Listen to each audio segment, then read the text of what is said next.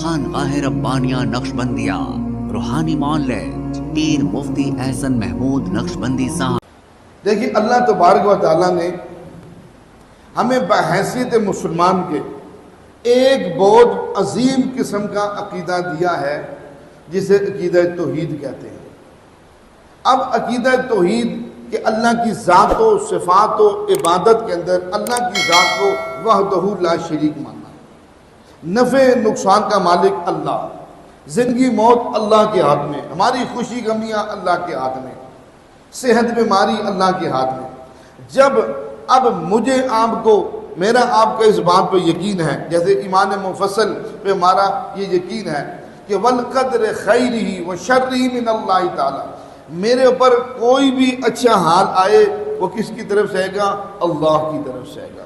میرے اوپر کوئی برا حال آئے وہ کس کی طرف سے آئے گا؟ وہ بھی اللہ کی طرف سے آئے گا۔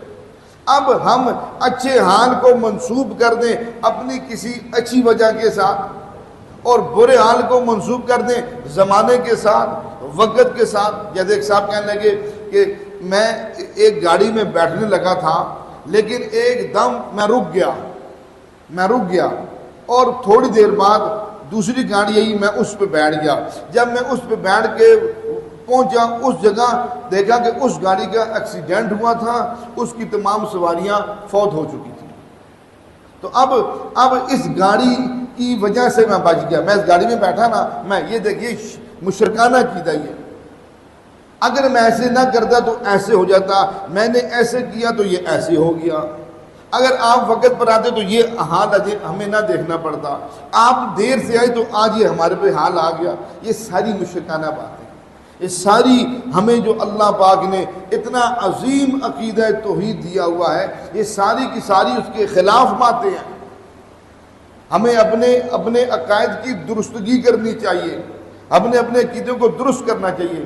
ایک روایات میں آتا ہے کہ رحمت عالم صلی اللہ علیہ وسلم حدیبیہ کے موقع پر آپ صلی اللہ علیہ وسلم نے فجر کی نماز پڑھائی، صحابہ کو مخاطب کر کے فرمایا، اے صحابہ، آج کے دن بہت سارے ایسے لوگ ہیں جنہوں نے صبح اس حالت میں کی کہ ان کے وہ حالت ایمان میں کی، اور بہت سارے لوگوں نے آج صبح ایسے کی کہ حالت کفر میں کی۔ صحابہ نے پوچھا حضور وہ کیسے، بتا دیجئے۔ روایات میں آتا ہے اس رات بارش ہوئی تھی، اس رات کو بارش ہوئی تھی، تو رحمت عالم صلی اللہ علیہ وسلم نے فرمایا کہ اب جب بارش ہوئی تو بہت سارے لوگوں نے یہ کہا، جن لوگوں نے یہ کہا کہ یہ بارش اللہ کے حکم سے ہوئی۔ یہ بارش کیسے برسی؟ اللہ نے حکم دیا تو بارش برسی، اللہ نے بادلوں کو حکم دیا، بادلوں نے بارش برسائی نہیں، اب بادلوں نے بھی بارش اللہ کے حکم سے برسائی، اللہ کے حکم سے بارش ہوئی۔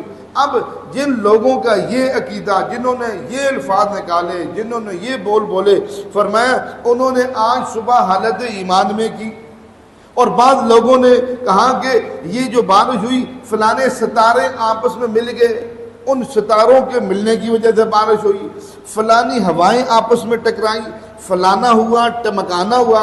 جیسے کہ آج کل سائنس والے ہمیں پہلے بتا دیں جی اگلے 5 دن بارش ہوگی، گرد چمک رہے گی، فلانا رہے گا، ٹمکانا رہے گا، آج کل یہ ساری باتیں آ رہی ہیں۔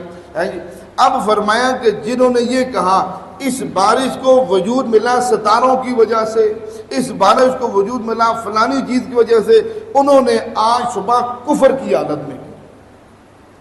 میری بات سمجھ آ رہی ہے کہ یعنی ہماری حالت یہ ہے، اللہ پاک معاف فرمائے، ہم یعنی جس چیز کو اللہ کی طرف منسوب کرنا چاہیے کہ اللہ کے حکم سے ہوئے، ہم اس کو مخلوق کی طرف کر دیتے ہیں، چیزوں کی طرف کر دیتے۔ یعنی اب کتنی چھوٹی نسبت ہے، ستارے بھی اللہ ہی نے بنائے، لیکن اب کتنی چھوٹی نسبت ہے ہم یہ کہیں کہ بارش اللہ کے حکم سے ہوئی، بارش اللہ نے برسائی۔ اب یہ کہنے کے بجائے ہم یہ کہنے کہ فلانے ستارے آپس میں ٹکرائے، فلانی ہوائیں ٹکرائی، فلاں ہوا، پھر بارش ہوئی، اور پھر بارش ہوگی، تو یہ کتنا غلط عقیدہ ہو گیا۔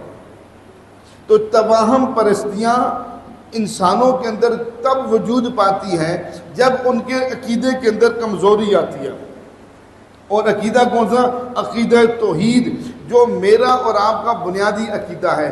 اس لیے رحمت عالم صلی اللہ علیہ وسلم نے حدیث پاک میں کیا فرمایا کہ الکبائر، سب سے کبیرہ گناہ الاشراک باللہ، اللہ کی ذات کے ساتھ شرک کرنا۔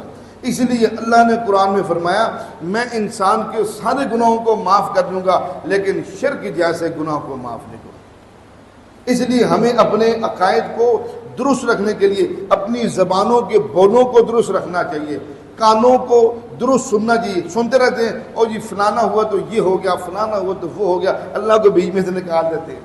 جو کرنے دھرنے والی ذات ہے اللہ پاک کی، جو خود رب کہتا ہے قل اللہم مالک الملک تؤتی الملک من تشاء، میں رب کہہ دیجئے بادشاہوں کا بادشاہ ہوں، تو عز من تشاء تو ذل من تشاء، جسے چاہتا ہوں بادشاہ دیتا ہوں، جسے چاہتا ہوں بادشاہ کھینچ لیتا ہوں، جسے چاہتا ہوں عزت دیتا ہوں، جسے چاہتا ہوں اس سے عزت لے لیتا ہوں۔ بیدک الخیر، ہر چیز مجھ رب کے قبضے قدرت میں ہے۔ انک علی کل شیء قدیر، میں رب تو ہر چیز پہ قادر ہوں۔